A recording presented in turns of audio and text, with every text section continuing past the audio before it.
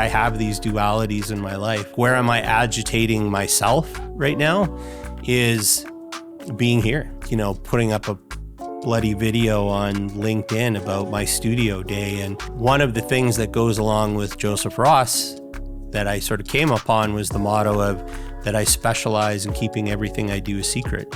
And I kind of enjoyed this idea of having this other life, but I've had to push myself out into a different world, and that's hard to do when everyone knows me as Tom McCaffery, and here's this artist guy, Joseph Ross. People are like, what the hell? Like, people have known me for, 2 decades. Like, I didn't even know you were an artist.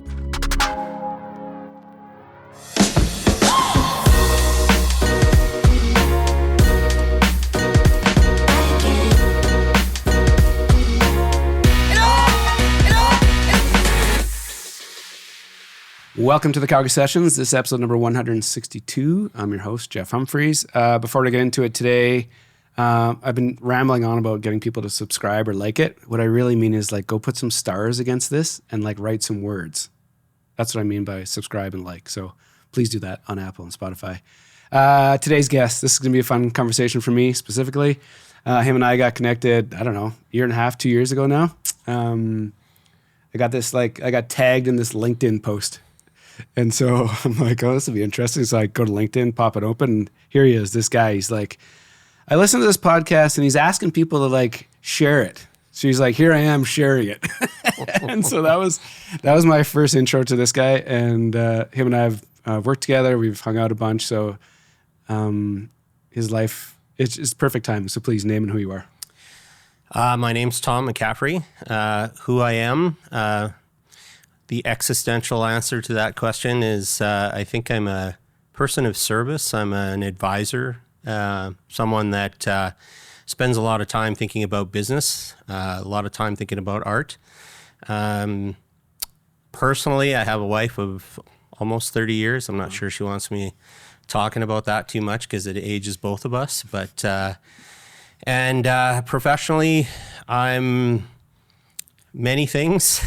It's quite a long story, which I know we're going to unpack. But I think on that side as well, I'm an advisor, spent a lot of time in sort of general manager, COO type roles.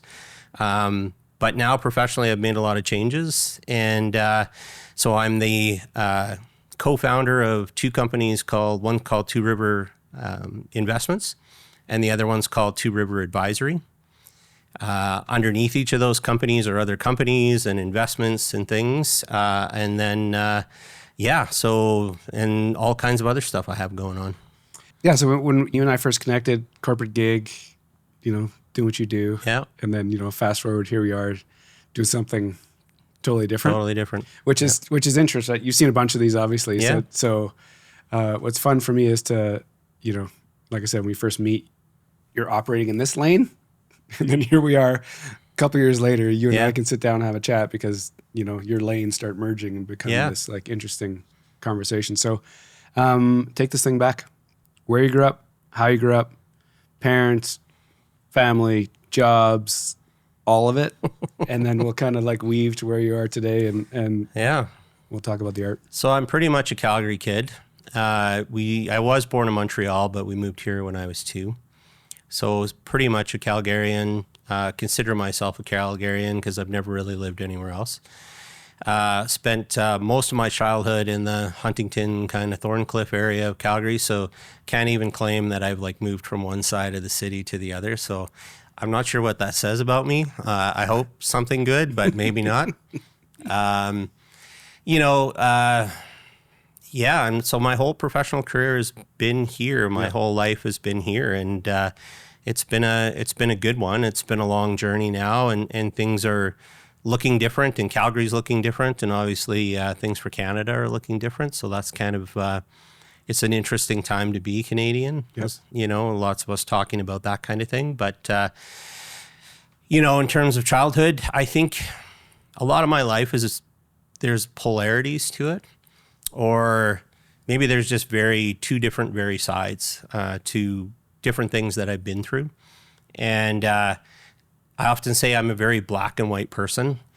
And I'm probably not. I like to read the gray quite a bit. In fact, I spend all my time in the gray. But But for me as a human, when I make decisions or when I've had life experiences that I've either chosen or have had happen to me, there's sort of like these two very different worlds. And so childhood, I think, was similar. I'm a kid of the 80s and, no different than what we've been through recently. Calgary in the 80s was a pretty difficult place to be for adults. So my family got caught up in a lot of what, other families got caught in. And so there was sort of this idyllic 12 years or 11 years, whatever it was, of life. And then this really like traumatic and different sort of life that took a long time to stabilize, actually. So that's kind of my whole perception. I don't have a lot of like really deep memories of childhood other than that there is this sort of like two very different aspects to it. Yeah. So I'm born in 77. So like 81, I was 81, 82, interest rates were at like 19%. Yeah. My mom and dad built a house. Yeah. And I remember it being this super traumatic time. Mm-hmm. Like the dad would put the for sale sign on the lot. Sure. It was just a problem. Or he'd be halfway through the build and the for sale sign would go back up. And I always remember like looking at that and be like, I wonder why, like, just felt very stressful. And so in the 80s, that's my vague recollection of the time. Yeah. I was born in 74, so not that much older than you in a way. And I think, it's almost why, like, I don't know, I guess part of me doesn't go back and think a lot about that time. But when you really think about, so when I think about who I am as a person and kind of this grit that I have, this drive that I have, a lot of that comes from having experienced that sort of dynamic, and so as much as you can look back on it and it was a really heady time, really difficult, I was also super young. So there's like this imprint on me of that time. But what was I, like 10 years old, basically 12 years old. And so, my perception of all that was going on, it was my parents that were taking it on the chin. But, me as a youngster felt like I had to grow up into, when I did have to grow up in many ways, divorced parents and all that kind of story. So there was lots of things that I had to, deal with. Yep. But again, you're a kid, so your perception of that time is probably different from how it actually was. It's kind of those lingering imprints that I think make us who we are and kind of drive us forward. And, maybe those times is just good to remember them so that you don't go back and experience them again. Yeah, and you can kind of feel it too. Yeah. Right? Which is, I think, a big piece of it. Yeah. When you were a youngster, what were you into? What kind of had your attention, elementary, junior high? I just always wanted to be a drummer. Really? Yeah, I remember I don't have a lot of memories as a kid, to be honest. Which is interesting. And why? Sorry, we're going to go off on a tangent here. Why is that? Why don't I have a lot of memories as a kid? Yeah. I think that my way of dealing with some of that trauma was just being forgetful and focused forward. Yeah. And I still do that today. It's like, so what I'm really good at is dealing with incredibly difficult situations, big problems that are too big to solve, and lots of noise, lots of challenge. And like my brain goes to dig in and to pull apart I think that's just kind of was my reaction to, those scenarios at the time. But I sort of bring some of that forward to today, I guess. And the reason I'm asking you, because I'm the same way. Yeah. I have this, you reverse all this and throw me in your seat. Yeah. And somebody asked me to like remember things about my youth. Yeah. I'd have a really tough time. I can remember sporting things. Usually I remember the like shitty things, whether I got in trouble or I was in a situation. But I don't have these like clear memories as a kid. Yeah. And I don't know if it's because I had too many concussions or what, but it's like something, it's really strange. Like my memories wouldn't click in until much later in life. Yeah, I'm totally the same. And even, past the age of 18, I think I have a good memory of sort of my adult life and not really a great one of my childhood life. But if I was to look at one thing that I wanted to be and that I take from that time was very deep love of music. My parents, I wanted to have the animal, from the Muppets drum set. My parents tried to convince me to learn piano. in the end, I didn't get the drum set and I didn't learn piano. But getting into junior high, that was what I wanted to do. And the teacher of the junior high music class wouldn't let anyone just be the drummer. You had to come after school. You had to go. And like, I was so laser focused on, I played the trumpet first. You had to, so that's the thing I think I remember most about youth is music and wanting to be something and kind of really being driven to do that. But then, also at a certain age, not moving forward with it. But that's me as a kid. That's probably my only big memory is just this drive to be a drummer. Where'd the music background come from? Was there like tunes playing at the house? Was it like, did some style of music like catch you as a youngster? Like, yeah, well, funny enough, my favorite, and I don't know how old I was, pretty young, but I do remember, apparently I wore out the 8-track of Bobby Curtola because I was a huge Bobby Curtola fan as a kid. I do remember going to Woolco and meeting him and like being so starstruck that I don't even think I said anything, even though he was there trying to meet me. My wife took me to a Bobby Curtola show, I don't even know, like 10 years ago or something like that. So that's that kind of imprinted. But then in the 80s, I just had a lot of people around me who were into music and all kinds of music. So, I think there's 600 million users on Spotify, and I'm in when you get the Unwrapped every year, I think I'm in the top 5% of listeners on Spotify. So I'm just constantly listening to music and now podcasts as well. And I don't listen to as much on the podcasting side, but I do listen to music constantly. Did anybody expose it to you? Like, you just gravitate towards it? Yeah, it was just something that I don't know if passionate was the right word, but I would connect with music and, old music. It doesn't even really matter to me what it was. Like, there's been times where I would say, I'm not a country music fan, but now I listen to everything and probably was, maybe a little snobbish as a teenager, kind of listening to certain kinds of music, but now I kind of just love everything still. I have synesthesia, which is, you hear music and you kind of see colors, which is part of how I came to become an abstract artist as well. Like, I think there was that idea that I still wanted to be an artist of some kind, and, the abstract component, and then so listening to music, kind of zoning out, doing my thing, and creating colors based on what I'm seeing is something that is kind of that transition point for me into the painting side of what I do. So when that junior high teacher is like, you can't just be the drummer, you got to like be dedicated to flip the switch, to actually put in the extra hours, to like chase it. Was it just felt like the right thing to do? You just had that gear to go, like you could just make it happen? Yeah. So when I had a coaching, I've had many coaching sessions over the last little while, but the coach I work with, one of the things she does to start off is you do this really weird test. And I mean, it is weird. So I'm answering these questions and I'm thinking, who am I choosing to work with here? Because the questions are like, do you like potatoes or carrots? Like, it's just like the weirdest, most random. And so I'm going through this whole thing, trying to figure out like, where it's going to go? Well, yeah. What are you going to find out totally. from me based on this? So when we did the kind of the rollout report, our first session together, one of the things that kind of came through really strongly was just when I choose something to do, everything else falls away.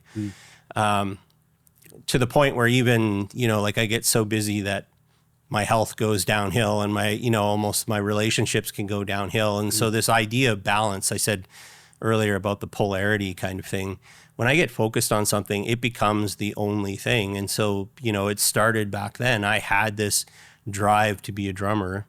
And I didn't care that there were 8 other kids who wanted to be, and I didn't care that I had to stay an hour late after school, and I didn't care that I had to, that was the thing that I was going to do. And I think, it translates to today for me as well.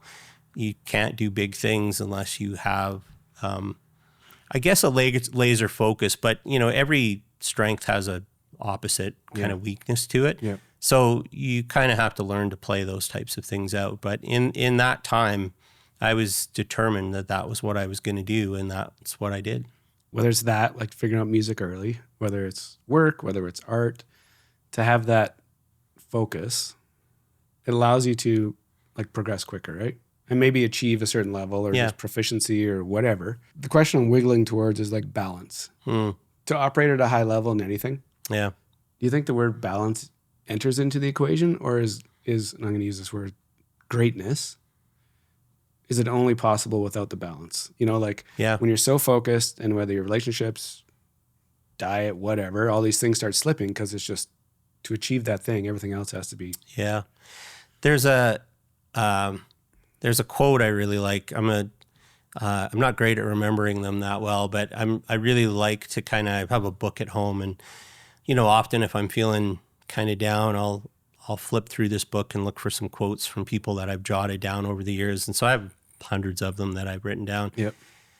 And there's a quote from Jim Collins I really like, who's kind of like a strategy guy, and he has a quote that says, and he's researched this around exactly what you're talking about, and I'm going to butcher the quote a little bit, but it's basically like, it turns out that greatness is not an act of luck. It's an act of choosing to put in consistent and constant effort towards achieving whatever goal that you have. And so that idea of being great requires not achieving it, forsaking everything else. And I do think there are people that do that.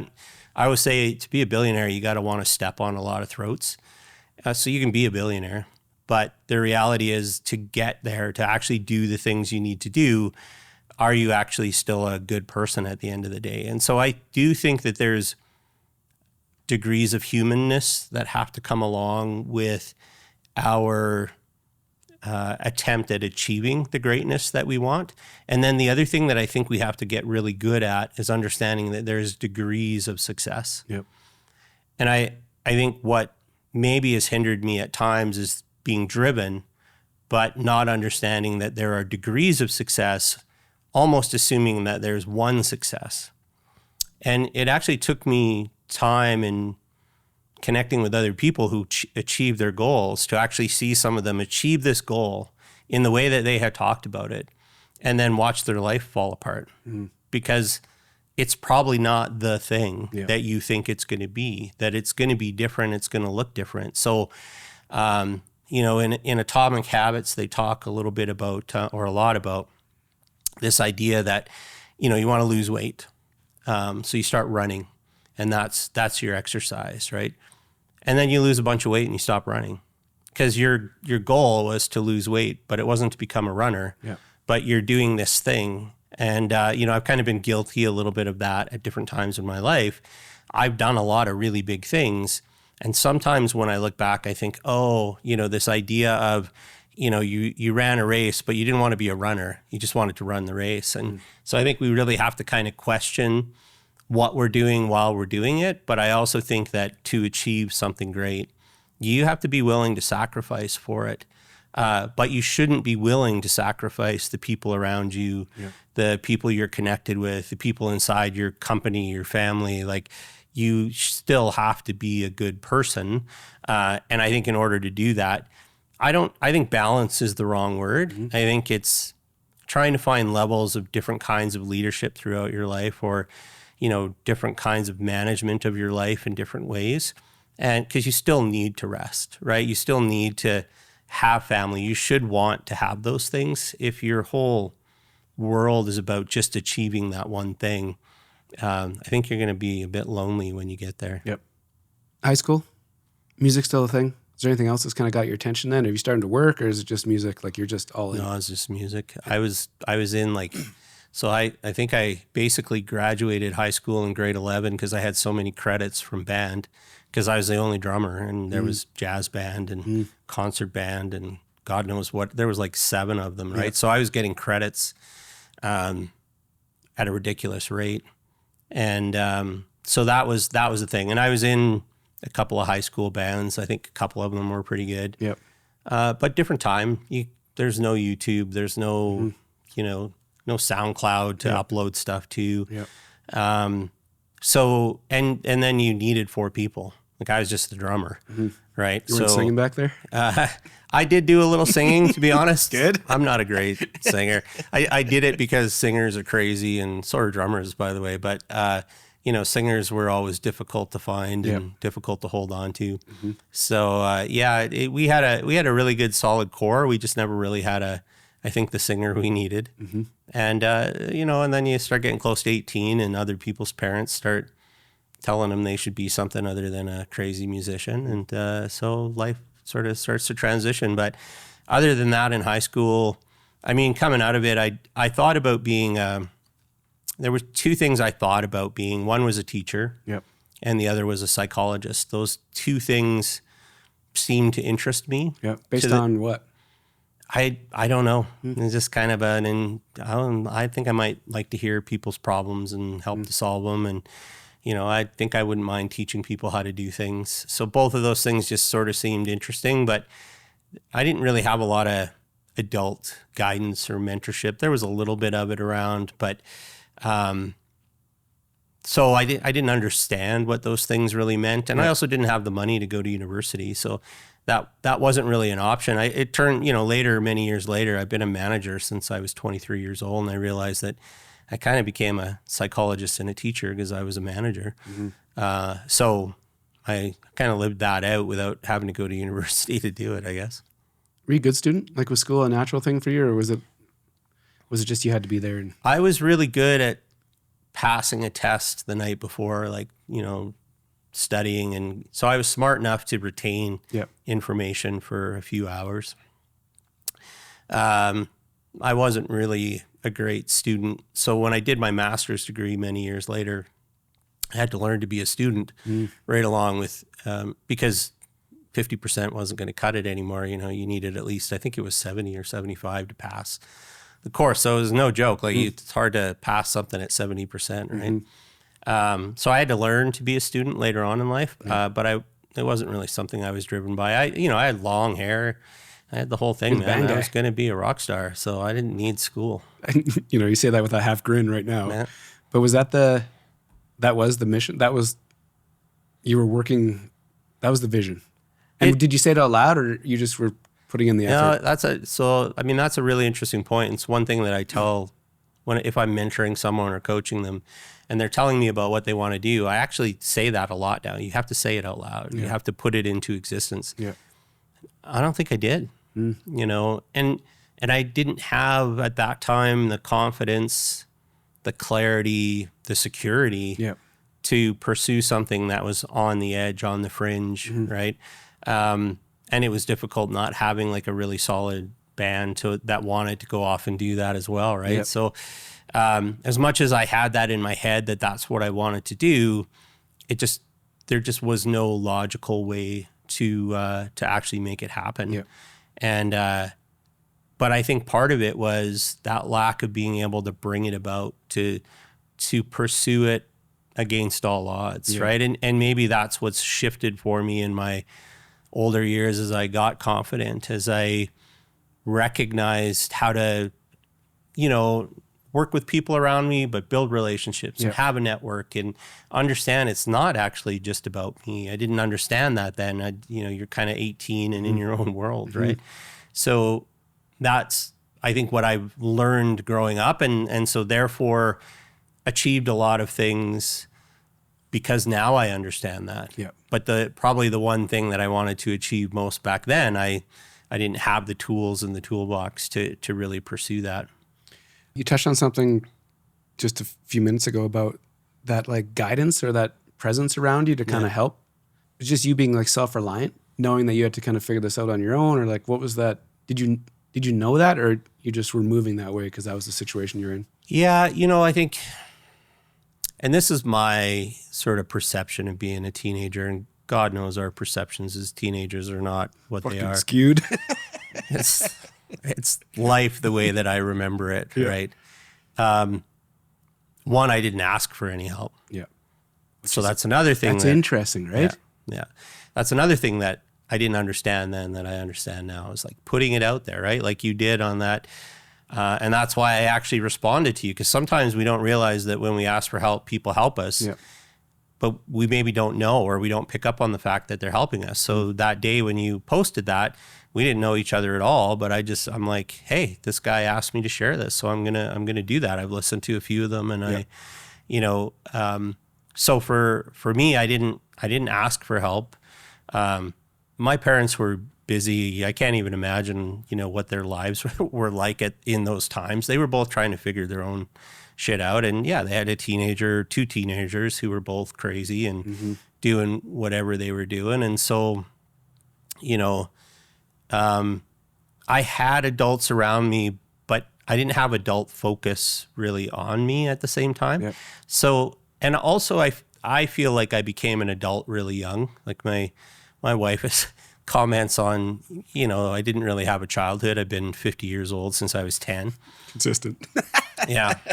And that's actually pretty true.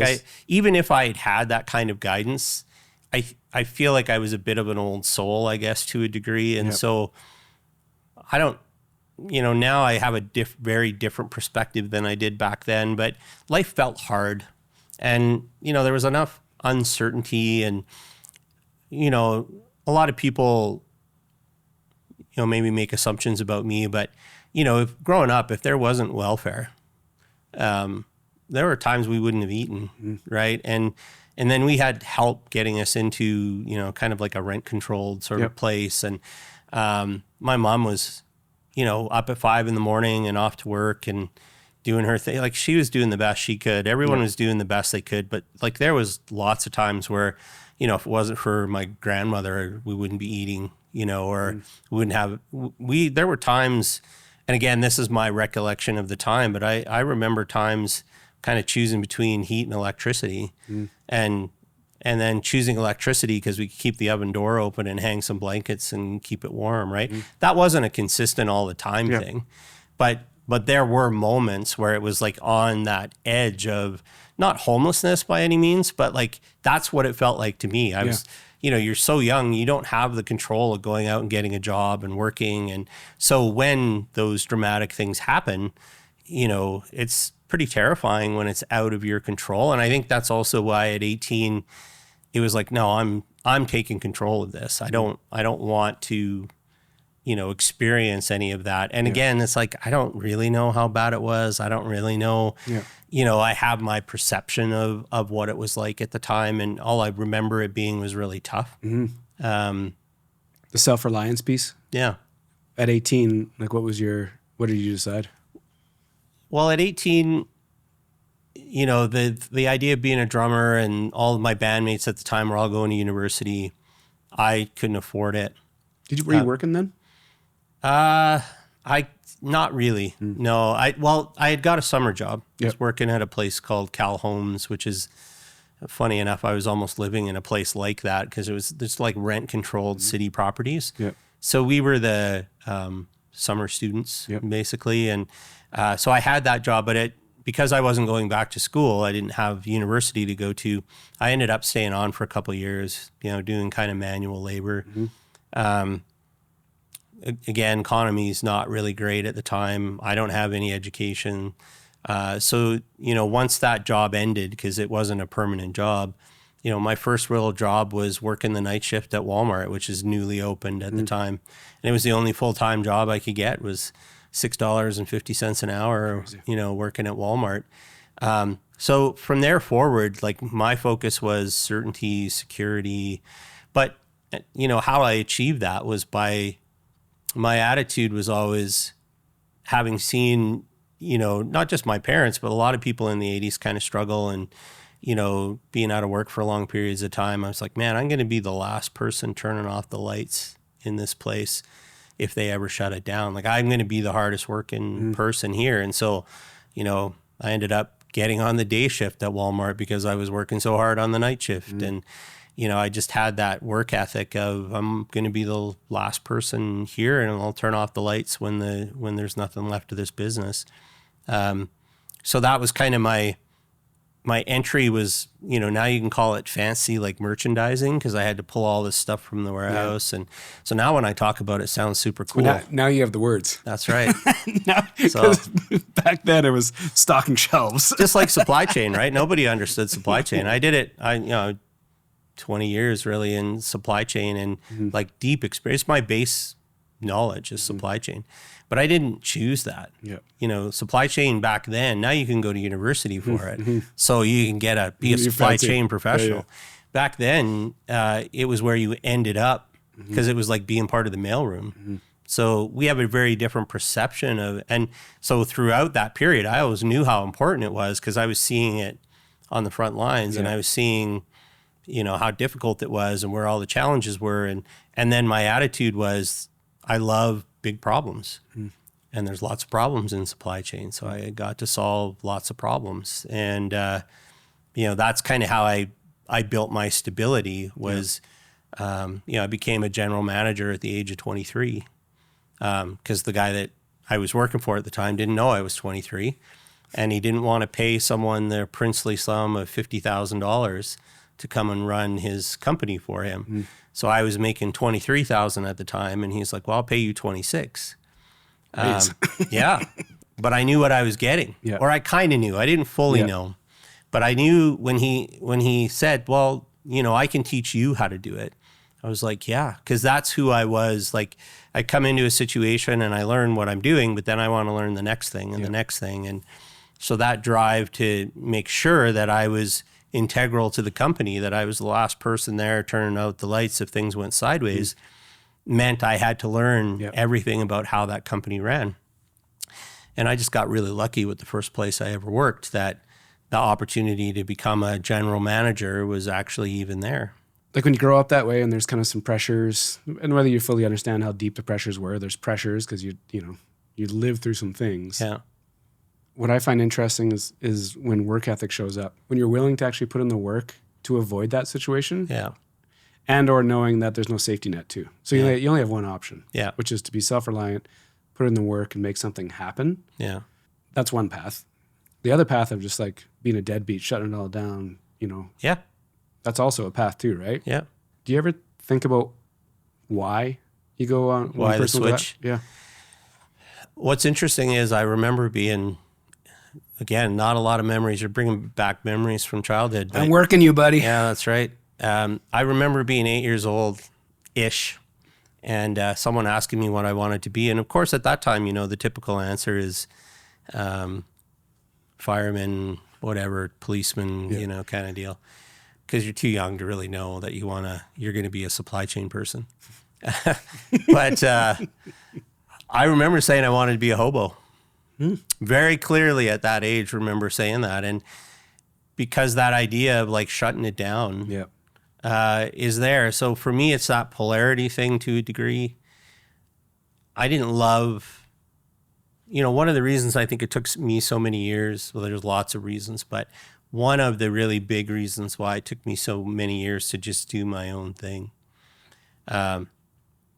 is that there was a wrongful perceived security in having a job. Because when you talk to entrepreneurs, especially in the kind of line of work that I'm in, and I did many years ago, and I remember saying, you know, I like working in government. I worked in industry for 20 years, government, and I had a government job at the time, and I was talking to this economist who was running a company, and I'm like, oh, he's asking me about why I was doing what I was doing. I said, well, you know, it's a government job, there's security. And I remember him looking at me and saying, Tom, your perception of security and mine are very different. He's like, let me give you a different perspective on security. It's like, I have 5 RFPs out right now for different work that's going on. And I might get one, I might get none, I might get all 5 of them. But my perception is I've got 5 chances at a job and you've only got 1. But for a really long time, the majority of my career, that was stability to me. That was, so, you know, that was a reason why being an entrepreneur, there was a lot of risk. I have the skills to do it, but I wasn't driven to do it. Yep. There's lots of other reasons we can unpack there too, because I think those are all relevant and important as well. But that stability factor for me. And then I also really grew passionate about helping other people to achieve things, to fixing problems that were stopping the company from achieving stuff. I got really into learning about people that were working for me because 23, I'm a general manager.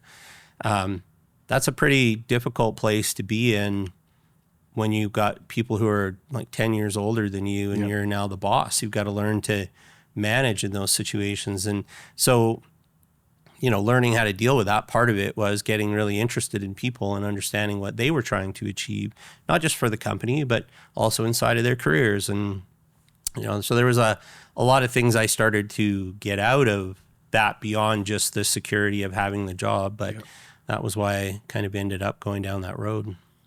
It's 23 GM and no formal education. Yeah.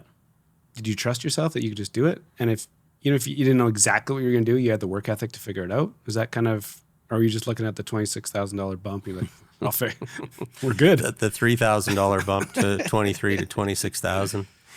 I suppose there's a lot of different ways to look at it. You hear a lot about imposter syndrome nowadays because like people care about what they do. They care about their image. They care about what other people think. I suppose one thing that helped me was at that point, I knew the job really well. I knew what the company was trying to achieve. I kind of had an ability to unpack process and systems. And so I think when I look back at it now, would I hire a 23-year-old to be the general manager of a company?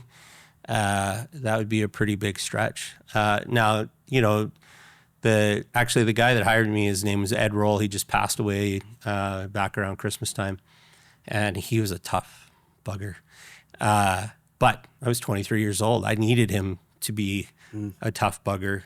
And, very like almost militaristic in how he trained me to run a company. And all of those things, kind of helped to build me into the person I am today because I didn't know a lot of things. And so there was two things really at play. One was he was training me. And he's like, to this day, even though, he was not a good trainer because he was such a hard ass. But I mean, back then, sure, I had a tough growing up, but people that were older, like I didn't live through a war. I didn't, so like my perspective on life was different. The people back then had a different perspective on life too. And it was like, make work your favorite, nowadays we're like, oh, come to work and get a beanbag chair and love yourself and go to yoga at lunchtime. Back then it was like, no, we're here to do a job and you can do your other stuff when you go home. But when you're here to do something. And so again, like the polarity piece, right? I've now kind of grew up and got trained in the old school ways. And I don't actually think that the new school ways are all wrong. I think there's, I don't know if balance is the right word, but there's a way to get both things going. But, Ed was a guy that put a lot of time into me. And, that now I can look back on it as a really good thing. But he also, so that's one good thing that he did. And there were lots of times in that 8 years I didn't really like the guy very much, but I wouldn't have a house today without Ed. So there were things about him that he, helped me to do to grow up as a kid who didn't have enough probably parental influence in his life. Right. So he kind of helped me out on that, but he also built this company when he was 18. I think he was 18. He was quite young when he started Regent, because he just saw opportunities to do things better, to make it go. So again, it's like all this stuff that's in my DNA today. I look back now and I think, so here he is doing this stuff that's very unique to the sector and getting stuff here overnight and clearing it through customs himself so he can make it go faster. And at the time, I didn't know any of that stuff was actually unique, right? But now when I look back on it, to this day, it's the most advanced business model that I've actually ever seen in action, because we were an aggregated supply chain for the whole of aviation in Calgary. Now, we didn't sell everything to everyone. We did have some companies that we had like a landed Calgary cost invoice, and I won't get bored you with the details, but like he had multiple different business models that were running this. And at 23 years old, I got to be the general manager of something that to this very day, I can look at a business model, and it doesn't matter whether it's an AI company or, an old school trucking company. In like 30 minutes, I can diagnose your problems. I can understand, because he had this distributed way of managing all of these different customers. And like, it was just an incredible thing to get to see firsthand, and then learn about accounting and how to do it. And, all the basic stuff of the business. I got to do that inside of this incredible business model. So I was, lucky that I kind of landed where I did, although it didn't always feel that way. Good segue. I'm like, as you say, you were there for 8 years. He sounds like a, old school dude. Yeah. Good intentions. Probably skews on the old school side. Yeah. Why'd you stay so long? Just having something consistent? Yeah. Or beside that, was there this like constant learning thing, or was it actually you were interested and you were actually getting good at something, which gave you confidence, which decreases the imposter syndrome? Like, what kept you there? Well, I always used to say that I got really good at doing things I hated for a living. There wasn't a passion for supply chain necessarily, but those 8 years, it was a lot. Well, and there was also a different perspective about work back then. So now if you have a resume where you only do 2 years in a job, people don't really think twice about it. But, back in the 90s, which feels like yesterday, not, as long ago as it is, if you weren't in a role for a good amount of time, people wouldn't even look at your resume. It's like, oh, 6 months? Yeah, thanks, buddy. Move on to the next one kind of thing. We have a different perspective on that nowadays. So part of it was knowing I didn't really, funny enough, the general manager title just came because, Ed's like, well, give yourself a title in this new job. And I'm like, okay. What should I, he's like, and I said, so what should I be? And he's like, well, as long as don't call yourself the president, because that was his title. And he's like, call yourself whatever you want. And I'm like, okay, well, I'm kind of a manager. I'm a general manager. So I named myself general manager without even really knowing what it was. And actually that is what my role actually was back then. So I did 8 years at Regent because that's what I felt I needed to have on my resume. So, and I was learning so much about how to do business. And the only reason I really left was 9/11 happened, right? 9/11 happened so we did the WestJet startup. So in aviation, you don't call it supply chain, you call it stores. And so I was in Good words, eh? Yeah. So it's the same thing, but whatever. So the stores department, we were the stores department for WestJet when they started up.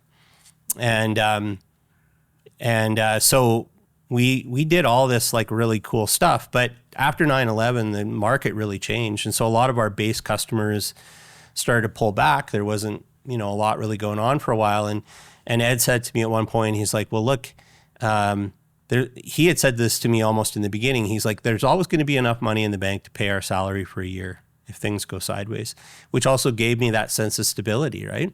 And true to his word, like after 9/11, like I was working 3 days a week, he was working 2 days a week, and we were sort of, trading on and off, keeping things afloat. The next great thing that happened to me at Regent was we transitioned the company because Ed's like, well, we might as well start doing some other stuff because we're not selling that many parts anymore.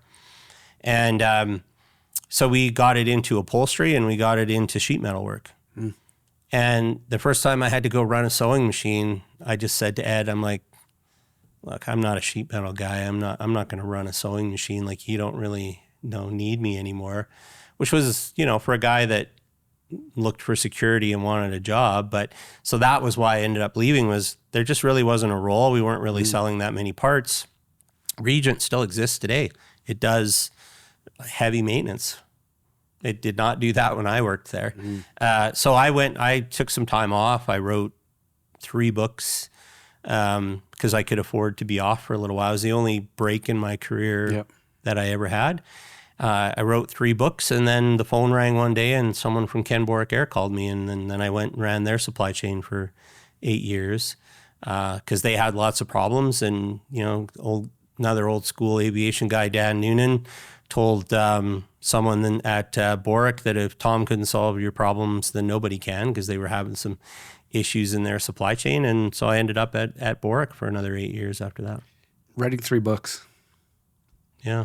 I haven't heard the education kick back in, so that it's probably not there yet. But like the drive to write books, where does that come from? Well, so in high school, when I funny enough, I had a lot of credits in high school, so much so that I basically quit before I graduated. Like high school dropout, or you had enough credits? I had enough credits almost. I needed, all I needed was, what was it called at the time? Humanities, which was like language arts and history, or I don't know. There was 2 courses I needed. Comm class. Yeah. And I just got disinterested. I was going to be a rock star. So I needed 2 courses. It was half a semester, and I basically bailed. That summer, a guy that was my best friend in high school, a guitarist in my band, he got really interested in politics. So this is a long ways around to get back to the book. I'm sorry. Do what you're good at, buddy. I told you this was going to be a 4-hour conversation. But so he was helping people run for office because he got into the PC party and he was all into it. And I was like, okay, well, I'm 18. I don't have anything to do. So I helped a guy run for alderman.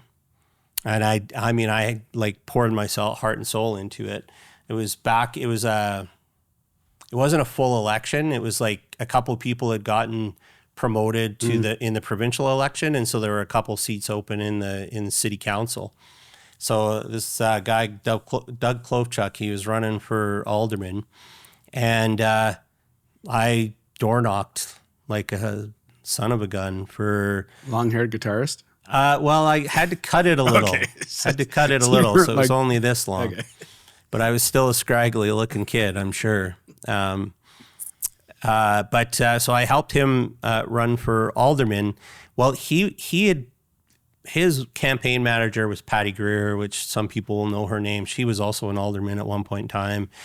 She's had some different big roles, but so they were both education people. Like they came from like an education kind of background. Mm-hmm. So I helped them all summer. I was 18 and, they were asking me like good adults would, the hell are you going to do with your life? And they did like a little damage and a little good. And the damage was at the time I said, well, I might want to be a teacher or I might want to be a psychologist. And they were both like, oh, you're never going to make any money doing that. And, for a kid, and by the way, Patty and Doug, I don't hold any begrudge against you. But as a kid, I was like really, it's one of the reasons now I really watch what I say to kids, because I was like, well, shit, I'm not going to make any money doing that. What am I going to do? Like, why would I even go to school? Right. But they were trying to actually encourage me, but I sort of heard something else. Now, on the back end of that, they actually got me back into high school to finish it off. And in that, I met a teacher, wrote a short story. She loved it. And she's like, you need to turn this into a book. And so I spent a lot of the next years when I ended up in supply chain, kind of pecking away at this book a little bit in the background. And then I worked for 8 years and, it was kind of writing a little bit on and off. When I finally left Regent and found out, how little I was going to make on unemployment, but my bills weren't very high. And so my wife, who's I'm still with, she was working full time. And so I could take a little bit of time off before I got my next job.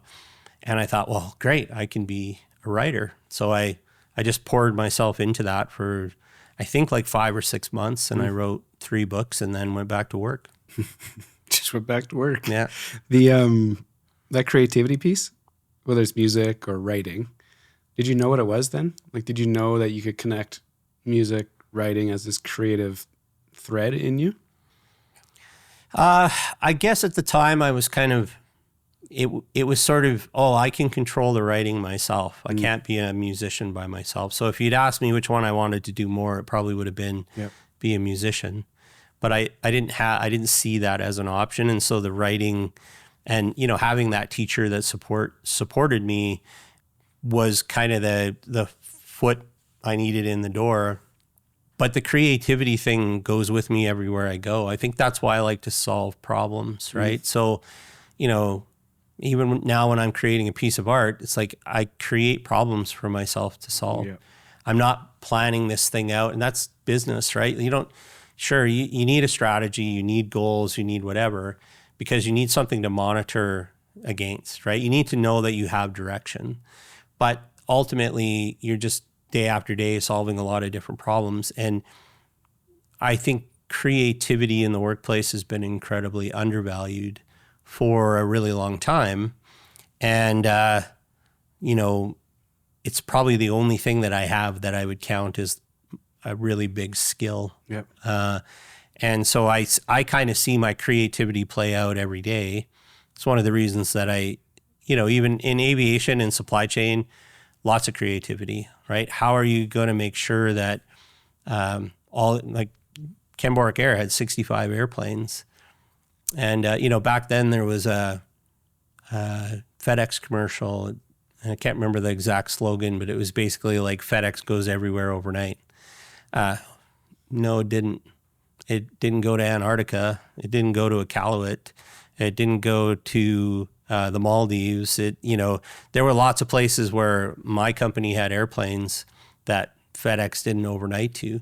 So, we got creative in terms of how we would solve problems, because an airplane on the ground, it's called an AOG, aircraft on ground. The world stops in aviation. Well, actually not anymore, WestJet. But the world used to stop because it was $10,000 an hour. God knows what it is now, but back then it was $10,000 an hour.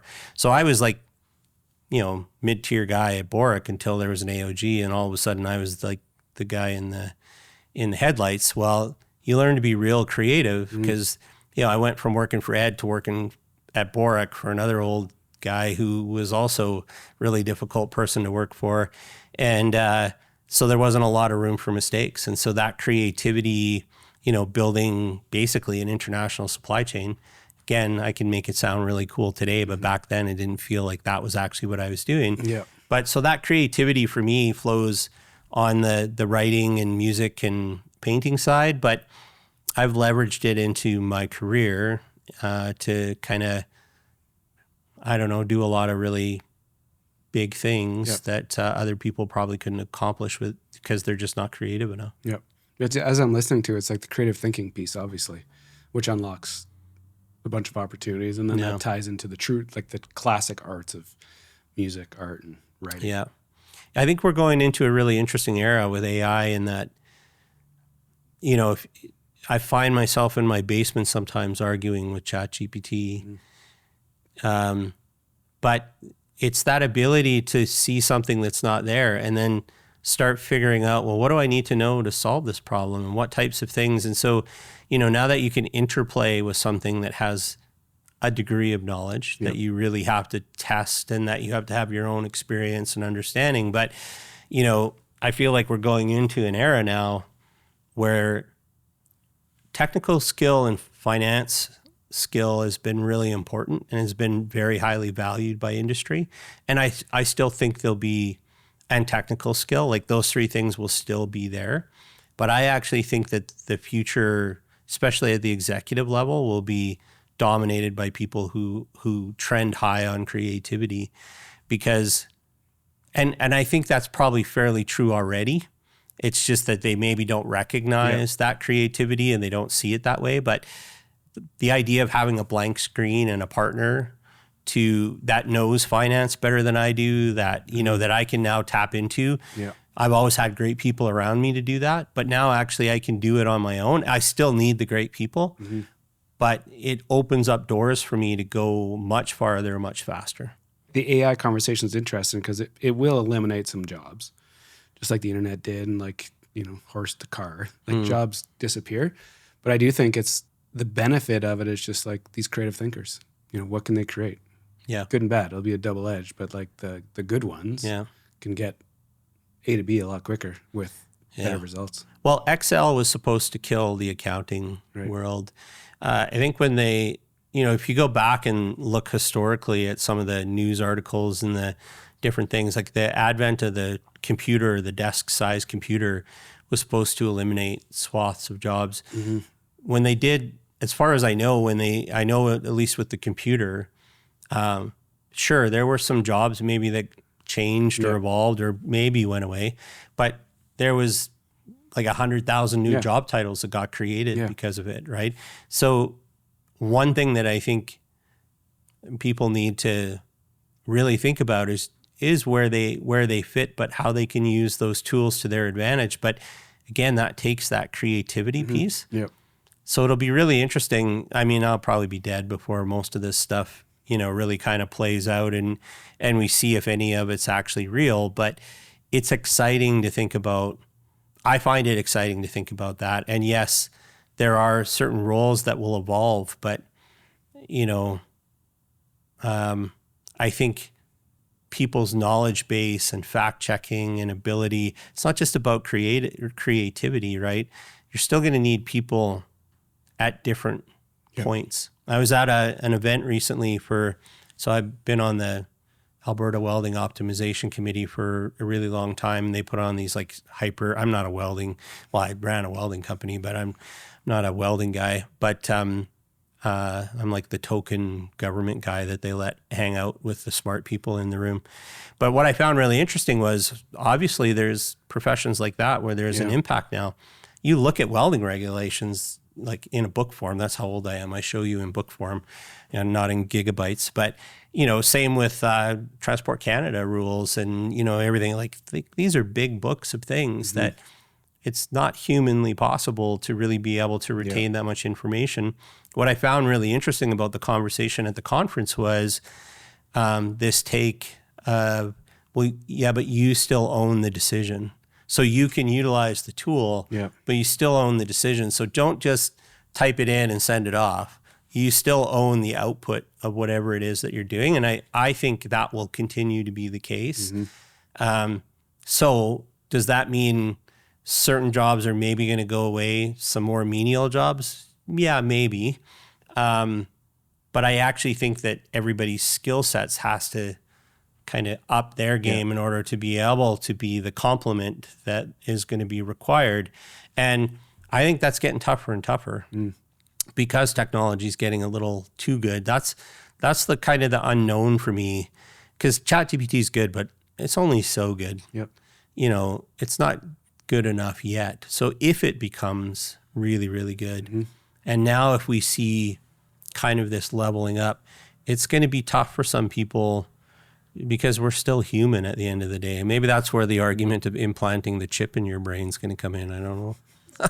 We'll both be dead. We'll find out. Well, let's hope so. Yeah. The next gig you have for 8 years, where do you go after that? Where does your path take you? Well, I was pretty senior in aviation. I was, what would I have been, 35? And I honestly sat at my desk one day and I'm like, oh man, there's nowhere I can go. The only thing I could do was get into operations. And I didn't want to work with pilots.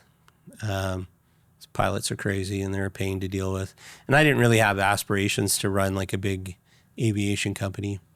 So I thought, well, I could just grow moss at my desk at this point. I'm here. There's no, I had a really good wage. I had the biggest job in supply chain and aviation. There's maybe one bigger or two bigger I could have gotten into. But I just needed a new challenge. And it had been a while since I'd been at the general manager level. I was went from general manager of a small company that had a lot of big footprint to, supply chain manager of a big company. And I just decided that I needed change. And so, going back to having to put it out there, that's what I started to do. That was kind of when I made that connection was, what am I going to do next? And so I started to talk to people that I knew. And I just happened to be out on a golf course one day, and a friend of mine worked for a company called Plains Fabrication. And I was telling them how I was looking for a change, and they were looking for a supply chain person. And my question to the team when I was there was, because I ran a really big supply chain. And I had a lot of people that worked for me and had an operation in the Maldives that I ran along with Calgary. And so, I felt like I was highly competent in that. And so going just into another supply chain role, my question to the VP and the CEO was like, okay, well, once I get your supply chain stuff done, can I do other things? Because I'm going to get bored if I'm just coming to you and buying steel and doing that kind of thing. And I don't know why, but the vice president there saw something in me, and maybe it was because I had been a general manager before, but they're like, no, we actually want you to come. We want you to do some HR stuff for us for a while. We see that kind of lasting 6 months, and then we think like you might be the right person to be our general manager. And I was like, ooh, So, like a big shift in sector, big job, because this is, now going up to 200 people. I don't know anything about steel manufacturing and pressure vessels and all this kind of stuff. But I was in, like, give me something that I don't know how to do and I want to go and figure it out. Mm-hmm. So it only took me a month to go from, doing some HR stuff to actually being the general manager. And I spent 3 years. Their goal was to double throughput. They had built a new building and they had an $18 million facility that they ran for a long time. Really great group of owners, Chester Nagy and Rod Harega, who is he won't like me calling him the vice president because he hates titles. And his card used to say, he's retired now, but his card used to say weatherman. So he used to call himself the janitor or the weatherman. But they sold land in 2006 by the Stampede grounds. Both could have easily retired. Mm-hmm. And they didn't want to put 150 people out of work, so they built a new building. And but they were struggling because they could double throughput, but it's not easy to actually do that. And so I came in to help, and their goal was to create a management team that could run the company so that they could pull back or retire a little bit, or potentially get the company ready for sale. And so they saw that I could be that person to help them to do that. Mm. To figure it out, work ethic. You just you do the things that you usually do. Yeah, well, I mean, what you learn about business, and I'm still an advisor today. It's what I do. And now I'm advising companies that have ridiculously complicated technology, or they're a digital company. Like, I'm an analog person in a digital world. So, but the thing that was given to me from my days with Ed and Regent was, like, there's not really anybody better at being a number two, like a second in command person, and there's not really many better people than me. And that really hurts my feelings because I don't like to say nice things about myself, but I know business models and I know where you can make money, how you can make it better if you can't, who you need. So, but I just kind of innately knew that at that point. I don't think I really had command of all the language and all I was like learning on the fly to a degree, but there was a certain amount of stuff that had been baked into me that I had seen firsthand that I could bring to this new situation. And I'm driven to achieve a goal, and can't say that I did everything perfectly. Like we all make mistakes, and I needed other people around me. Like it's not like I'm a one-man show that comes in and, saves the world. It's like, I just know how to motivate people, how to solve big problems. And, it's just like, it's just problem solving. Yep. Where do you go to after that? And then where does the art piece kind of sneak in back into your world, or like, where is that? It's probably around that time when I think my wife could sense that I wasn't really doing anything artistic anymore. I wasn't in any kind of musical sense doing anything. Kind of had, even though I had 3 books all in different phases of a first draft, like they were complete, I think there was probably a part of me at home that was a little disconnected, and maybe my wife and I have a really interesting relationship. We don't talk about work that much. It's like we live 2 like separate lives. Like we talk a little bit, but my wife has really no idea what I even do for a living most of the time, and she doesn't really care. Yeah. But I kind of need that, because I think what she does for me is gives me sometimes a very frustrating but good insight into where I'm at and what I'm doing, how I'm doing well and maybe not so well. So I think at one point she's just like, here's a paintbrush, go and like paint something. And I remember kind of getting it, and I don't remember if it was paint by number or whatever the hell it was that was kind of there. It wasn't a paint by number, but there was some kind of kit she gave to me, and yeah, and then I just got into moving paint around and listening to music, and it became this kind of this therapy piece where it probably started a couple years like in the middle of the planes fabrication time, because there was a lot of big things I was going through, new company. You know, it was also part of why I decided to go get my master's degree, because I knew the people in aviation really well, understood the different personalities. Not that every person is the same, but there's like trends of people and kinds of people. And when I came into the steel world, like I'm pretty good at hiring people unless they're a welder. Like I don't know how many welders I've interviewed and I'm like, that's the guy you want. And then the next guy, I'm like, no, we don't want this guy.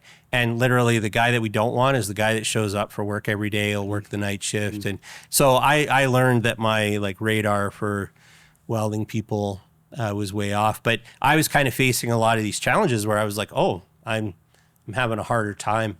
So the art piece became a bit of a vacation from some of that stuff. And then just being able to listen to music and paint. And I started to get up quite a large quantity of stuff. And right around that time, you know, kind of in the early stage of Facebook kind of era, was when I had quite a bit, and people that I knew were buying stuff from me. So they'd do something and they're like, oh, I'd really like this. Can I buy it? And I'm like, you know, you just take it. No, I want to buy it from you. I'm like, all right, whatever.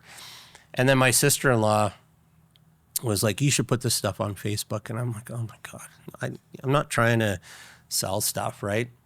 So anyway, she did it.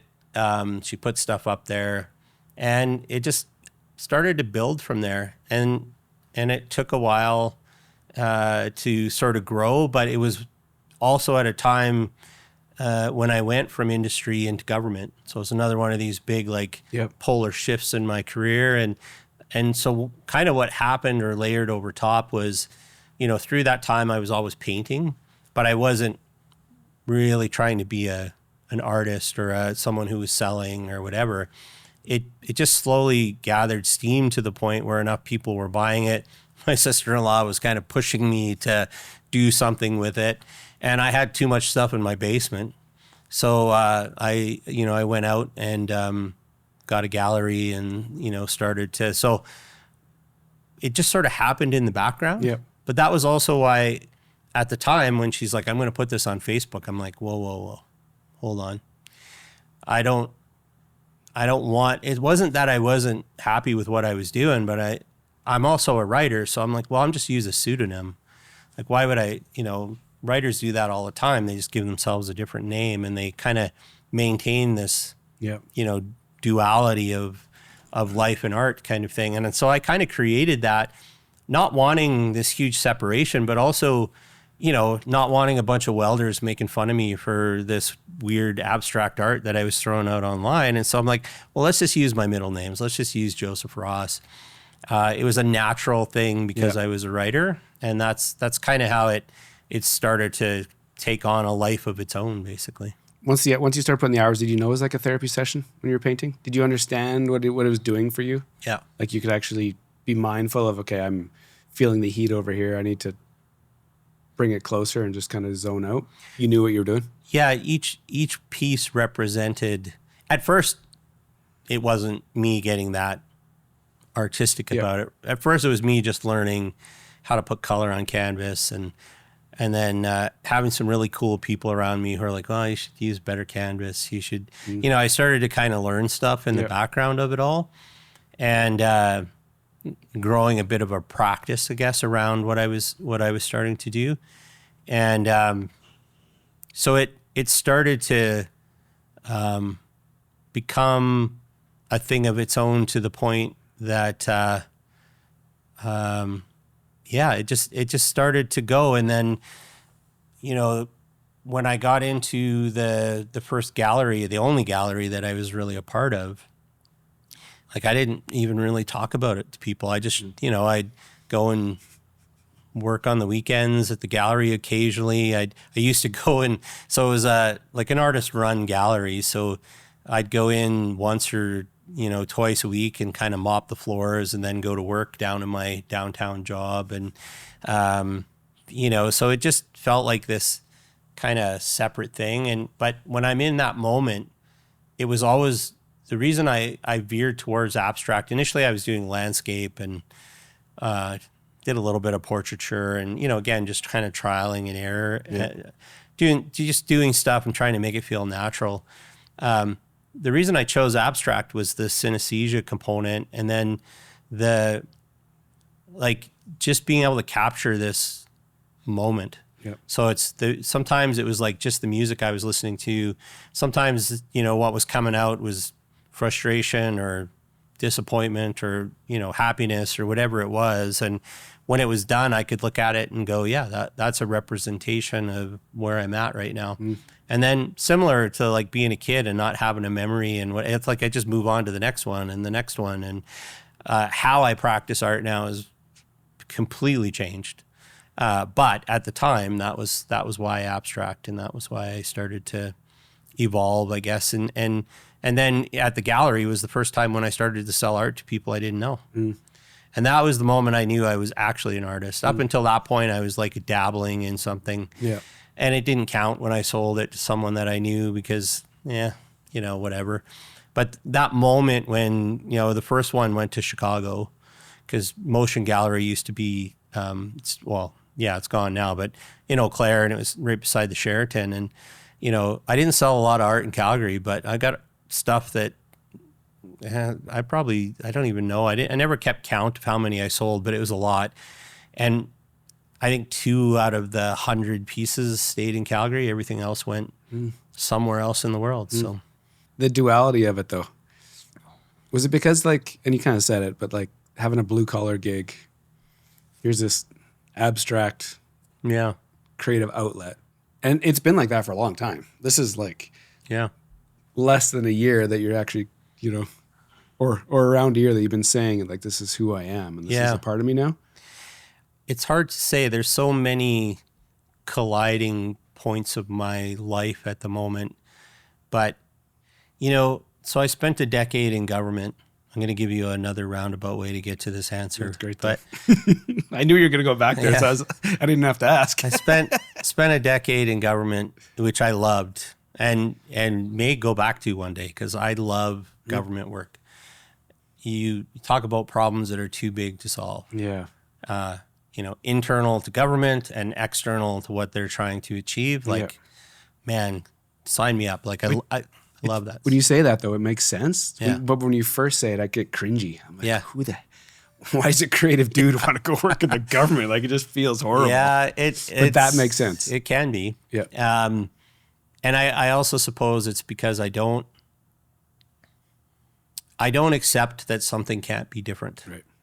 So every situation I've gone into, it could have been easy for me to just go along with the crowd that said, well, this is the way we do things around here. But it didn't matter whether I was at Regent or Boric or Plains or I had to be the person that was like, no, this is what we're trying to achieve. And these are the things, and I would work in teams to figure that out. And I wasn't dictating where we needed to go, but I'm not the person that's ever going to accept that we can't do something better than we just did. That's a great trait. And just like I said, every strength is also a weakness. It's also something that can drive you absolutely crazy. And in government is a place where, I think my former boss used to call me an agitator, right? Because I get in the system, and I think I like to think of myself as being an agitator in a good way, where I'm not trying to agitate people for the sake of it. I'm trying to agitate the situation to say, we can do better than this. And here are the types of things that, that we can do. So I think that's where, going back to how that connects back to art and why there isn't, I think the challenges we have in the world today require us to think very differently about how we do things. And one of my great concerns for us as a society is that, and what I've seen firsthand, especially in government, but also in industry, is that people's willingness to change and evolve is very limited. And I can't say that, like I have these dualities in my life, as you said. But I can't say that I'm always the person that wants to change. I can't say that I'm, like where am I agitating myself right now is being here, being out in front of something, being the guy that's, putting up a bloody video on LinkedIn about my studio day. And, one of the things that goes along with Joseph Ross that I sort of came upon was the motto of that I specialize in keeping everything I do a secret. Mm-hmm. And I kind of enjoyed this idea of having this other life, this other thing. But I've had to push myself out into a different world. And that's hard to do when everyone knows me as Tom McCaffery and here's this artist guy, Joseph Ross. People are like, what the hell? Like people have known me for, 2 decades. Like, I didn't even know you were an artist. I'm like, yeah, I've actually sold a lot of artwork in my time, but it's not that I wasn't talking about it. Yeah. I just, I wasn't afraid to. If someone asked me about it, I would tell them about it. But, it goes for myself and also for others. We're in a lot of corners right now.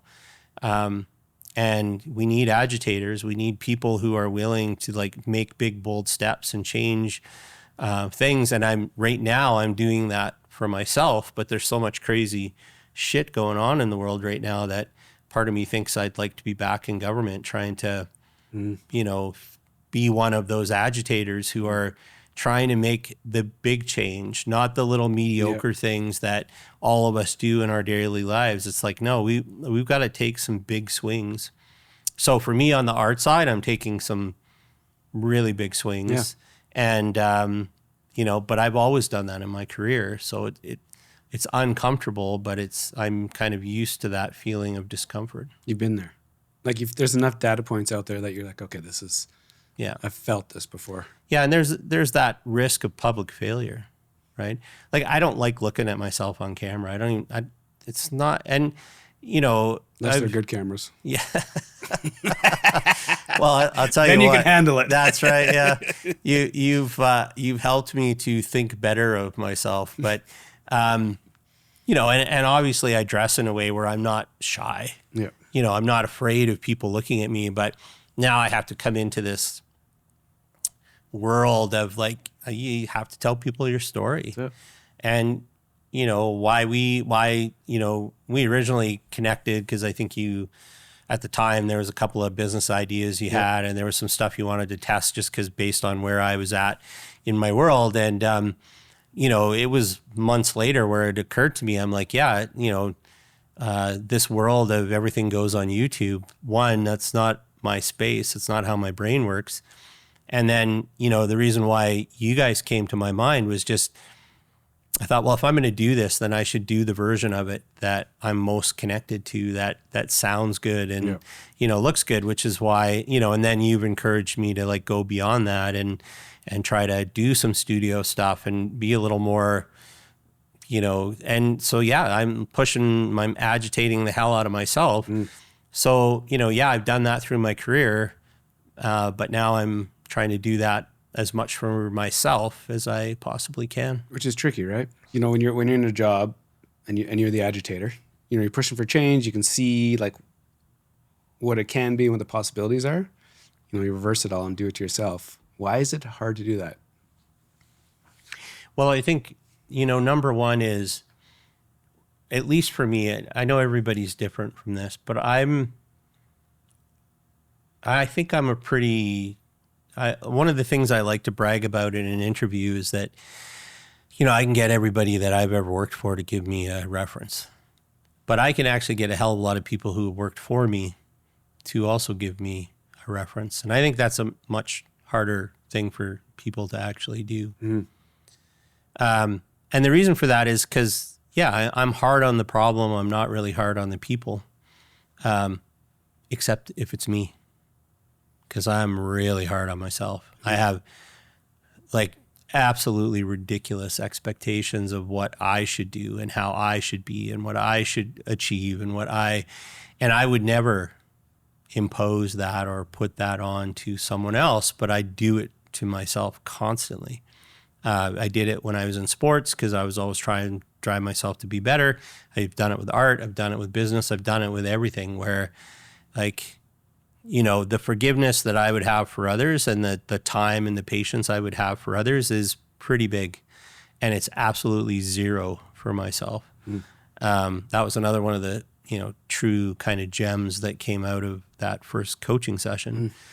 I kind of always knew that, but the fact that, asking me if I liked potatoes or rice would lead to that insight was pretty impressive. So to me, that's why I think it's, can be difficult is because for me, at least, I'm so much harder on myself that I'm pushing myself and I'm doing these things, but like there's no quarter. There's no, hey, good job kind of thing. It's the 800 ways that could have gone better, right? The dissection of this at some point to figure out, oh, you could have said this differently and you could have done, like that's in my head constantly. So. Sounds exhausting from the outside. Yeah. Because for me, I'll give you insight into my world. You didn't ask, but I'm telling you because I'm here. I try to ask you lots of stuff, man. You're like the easiest guy to talk to and the hardest guy to get to talk in the entire world. I don't say shit about anything. But like that would paralyze me. Yeah. And so and the way you like described your your youth and it's kind of fuzzy and it's not. I'm almost like that daily. So could I tell you what happened last week now? Could I tell you maybe like one conversation that I get into? Probably. But it's like every day I almost like experience it, I give it, and then I put it in a box. And then I'm on to the next thing. Yeah. So to do that, to operate in that fashion, to have that like lurking, for me, that would paralyze me. Yeah. How do you summon the energy to keep moving? Well, I mean, I paint more? Yeah. I suppose I've tried to, at different times, be a little bit easier on myself and try to think more recently about what I've actually achieved and give myself some credit for that a little bit. Yep. When I finished my MBA in, I think it was 2017, like that was a tough slog for me for lots of different reasons. But when I finished it and I was sitting in kind of the final time, I was in Victoria because I did it at Royal Roads, and I think I was sitting in my room just kind of writing down like, oh, okay, take a breath here. What's the next? Now that you've worked full time and done an MBA and, I didn't do the MBA that others have done. I was pushing myself to like, I don't know what the hell prize I thought I was going to win, but I was like really driving myself to do more, go further, and help others to do the same and, all this kind of crazy crap that I always do. And I finally took a breath and I'm like, what the hell do you want to do with the rest of your life? That was one thing. But the other thing that I realized was like I climb mountains and I get to the top and I look around, like I wrote 3 books. Did I want to become a writer? Because I never tried to publish anything. I did a master's degree. Did I have to do that? Maybe, maybe not. I was pretty successful without actually doing that. I ran a marathon, and the first race I ever ran in my life, I didn't choose to do a 5K and a Sunday fun run. I trained for a marathon, and I was pretty freaking slow, but I ran it, and I think if you look at 2010 test results or running results from the marathon here, I think I was third last. But, I do all these big things, and that's also part of why I've kind of reflected on, like, was the point of you doing this to do it? Mm-hmm. Or is it the point of it that this is going to lead to the next thing? So that's the thing for me that I'm trying to get to now is like, okay, you are going to do all this crazy stuff. You are going to do, these things, but you need to have more intentionality behind it.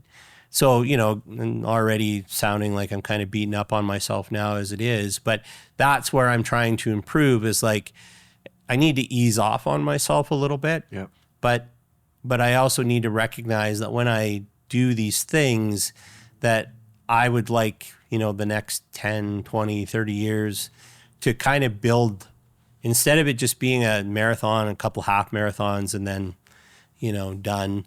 onto CrossFit, onto whatever. I don't look like I do any of that now, and that's for different reasons. But, it's like, same with the writing thing, right? So I've written 2 more books now. Now I'm like, okay, so what are you going to do with that now? Same with the artistic thing. So I've done the gallery thing. I've done some sales. I'm now trying to like prove out this model of, okay, well, what does Tom 2.0 look like? Are you going to continue to segregate all these things in your life? Or are you actually going to make this concerted effort to pull all of these things together? And, right now it's the business of Tom, which there are things I like about that and there are things I don't like about that. But it feels good to think more about myself and to try to do more of the things I like to do and try to make that more about my life. So all of that hard stuff and that pressure I put on myself over the years has now hopefully led to this moment in time where I can catalyze and capitalize and create something new. It's good you're there, right? Like, but sometimes it's the reason I ask and the reason I like hearing is just because it's all these experiences that lead to that.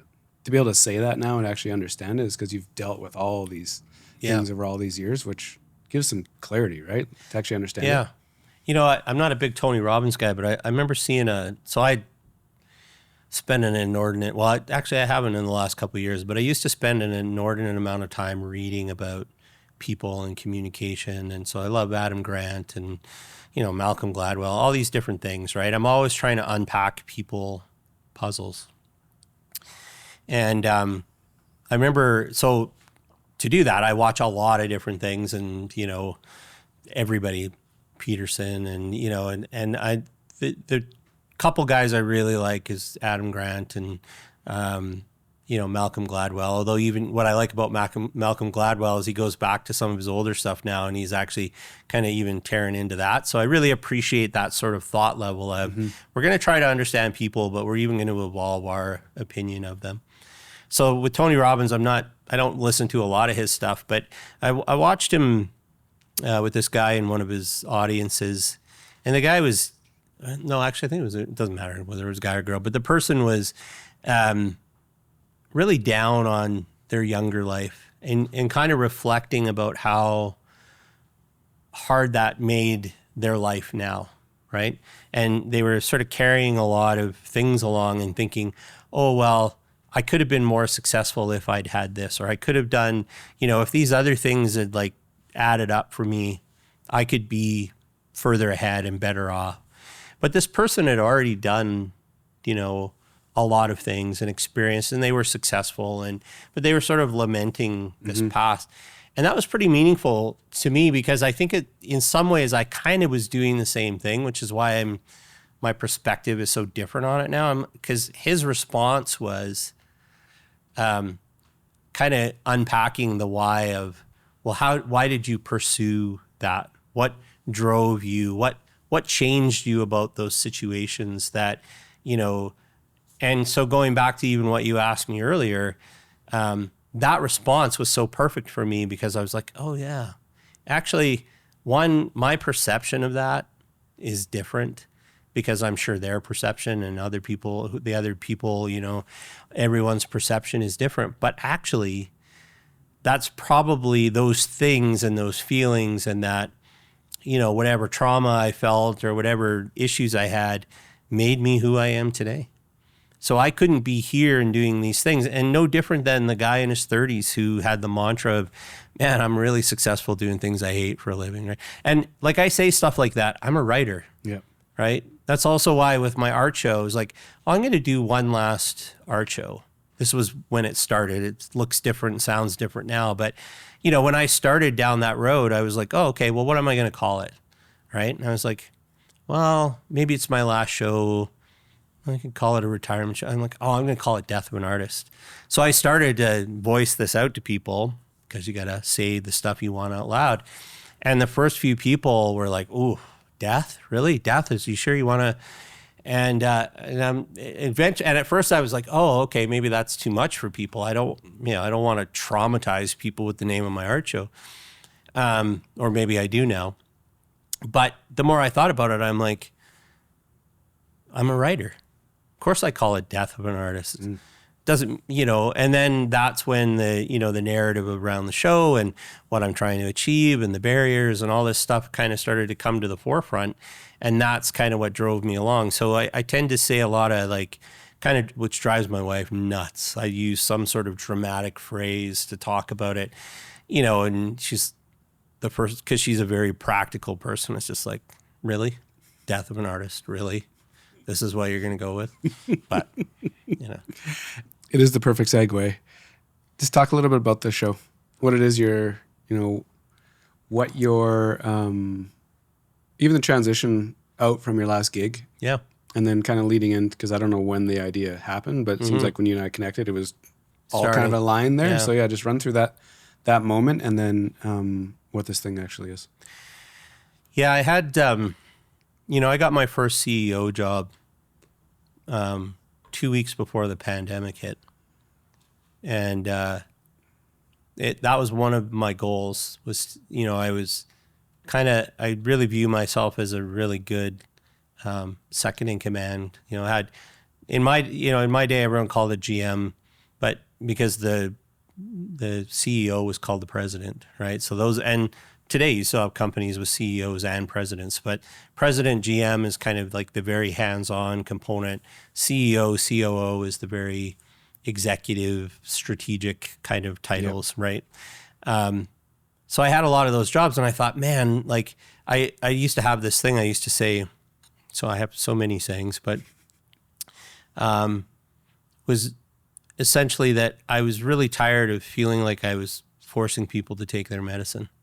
So the personal trauma, stress, frustration, whatever of coming into a company and putting it through a growth episode and seeing people kind of go through the ringer and, doing all of those things is that at a certain point in time, people hit change fatigue. And I'm the head of the change. I'm the person making waves. I'm the, so when it's time to do the next thing, when it's time to go to the next thing that's going to make us to grow, people tend to and so I felt that being a CEO would give me more decision, which is if you've ever been a CEO, you realize that's not how it works. But even though I should have known better, I didn't. And so becoming a CEO was difficult. Doing it during COVID was terrible. 100-year-old organization that almost went out of business. And it took a lot out of me.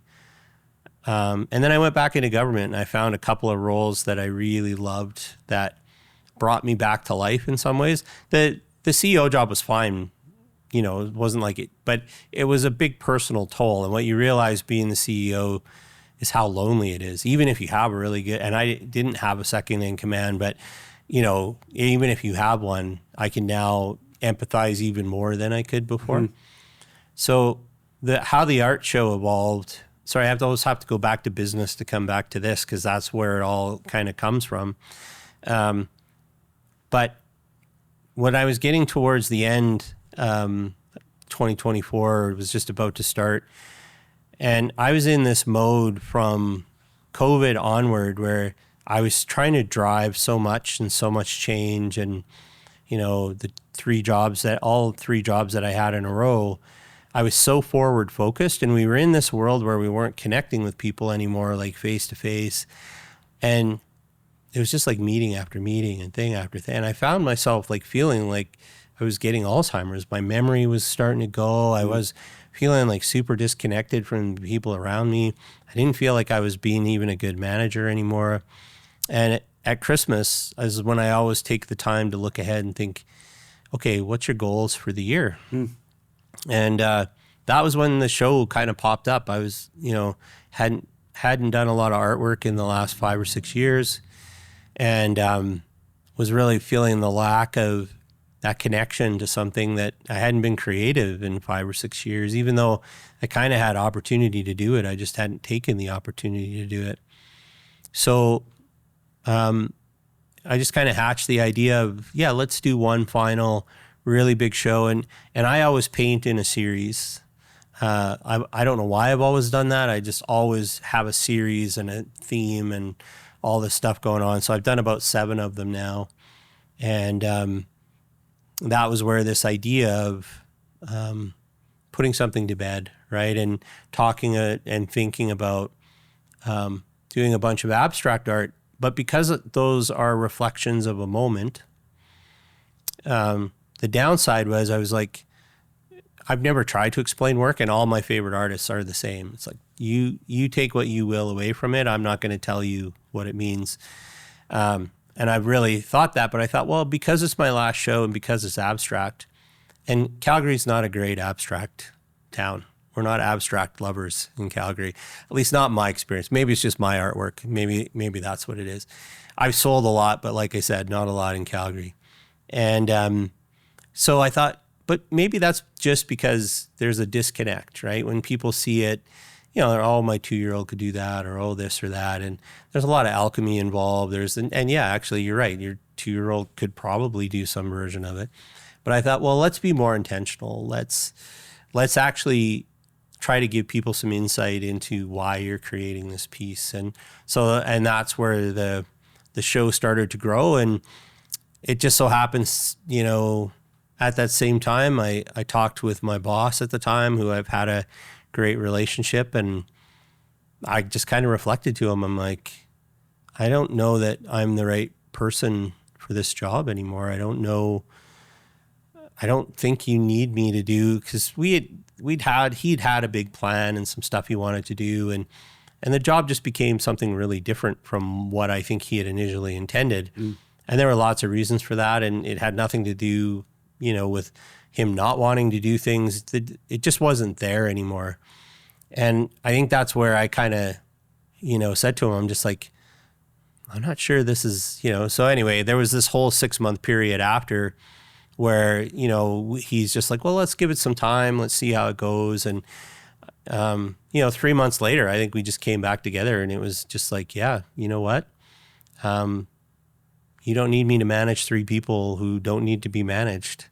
And I took this big leap, and the show was growing this whole time, and became more and more about this transition of life. And so the death of an artist became more and more important to the theme, from the position of how can, and actually that's also why I'm really glad that at first I was calling them kind of explainer pieces, because they would initially, in my head, there's going to be this, because I'm a writer, I thought I should write a book in images, and then I'll have abstract, and each one will have its own little page of a book. And I've kind of evolved the idea from there. But I'm really glad that I went down this road of these explainer pieces, because one, it tapped me into a whole new kind of, drawing portraits and having them be part of something more meaningful, and doing collage, and there's even more alchemy involved in all of the materials that I'm using.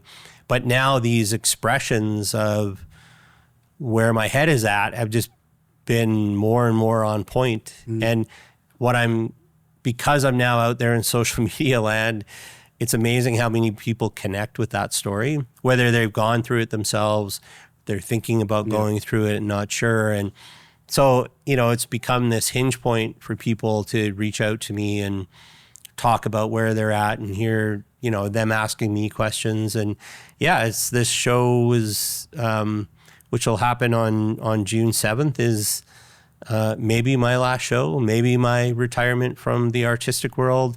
But I actually think it would be really meaningful for people who maybe feel like they're connected to the arts in some way, or they want to be connected, or they want to learn more, to come down and kind of see this thing it is art, and there's a lot of different pieces to come and see, but it's actually also very attuned to what we experience in our professional lives. And you can almost see that kind of play out for me in these individual pieces.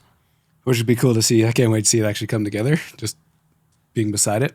The one thing I want to get you on before you jam out of here is what you've done, quitting the stable thing. When stability has been this like driving force, behind a lot of decisions. Yeah. Later in life. Yeah. To actually 2.0 yourself. Yeah. And the reason I'm going down this path is because I think there's other people, similar Sure. to our age Yeah. that maybe, have these like ideas or these feelings or these experiences. That decision, not easy, good days, bad days. Like, where are you at with that? Yeah, that's a big question.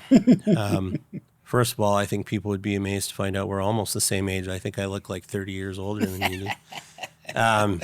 Different lives. Yeah. There's so much about the experience and we tend to overuse this word privilege nowadays because it means something and, whatever. But I kind of got to a point in my career where I had enough, or my life where I had enough stability to try to do something different. Yeah. I guess in a way, think about coming here today. I was like, oh man, maybe I'll be the first person that Jeff ever interviews twice. I'm like, it'll be the before and the after, the aspiration and the flame out, or maybe the successful after story, right? There's a lot to be prepared for, and there's a lot to really think about, because I could have started a business 20 years ago. I run other people's businesses for them, set up economic, macro and micro level programs for government to support companies. And the reality is, so I always still say there's a difference between business people and entrepreneurs. And most people don't actually understand it. And the difference is another one of my sayings is just like there's no feelings in baseball, or no crying in baseball, there's no feelings in business. So that's from League of Their Own, where Tom Hanks is like, there's no crying in baseball, right? And I kind of adopted that to there's no feelings in business, because as the guy who comes in with kind of the stone cold view of your business and looking at what you're doing, and like, I really don't care what you do today, and I really don't care how much you love it. You need to love it. You need to care about it. And actually, for an entrepreneur, that's like goal one. You have to be hyper connected to what it is you want to do, and you do have to love it. There has to be an emotional drive. And so the reason why I've never sat in the chair of entrepreneur is because I've known that. I've seen it firsthand. If you can't or don't want to bleed for the idea, if you are going to allow someone like me to come in and push you off of it, don't do it. You need to be able to fight for what it is that you want. So how did I overcome that? I don't know that I have. So the ways in which I've structured Two River Management, Two River Advisory, so I've always been an advisor. That's who I am. Even when I have a different job title, I'm an advisor to a senior government person, or I'm an advisor to a CEO, or, whatever. But I'm also a doer, an action person. I help that person achieve their vision that they have. Sometimes I help them understand the vision that they have and how to achieve it. So my role is to be there, not as a coach.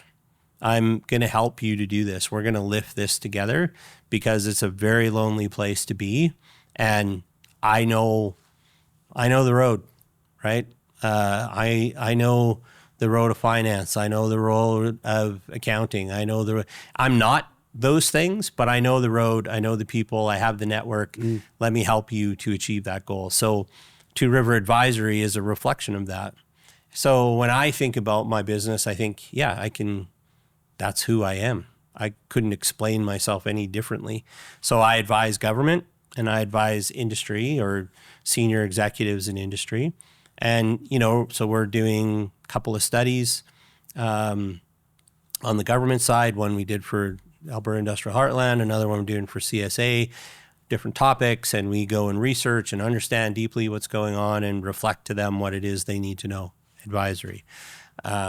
I have two companies that I'm working with now, very directly.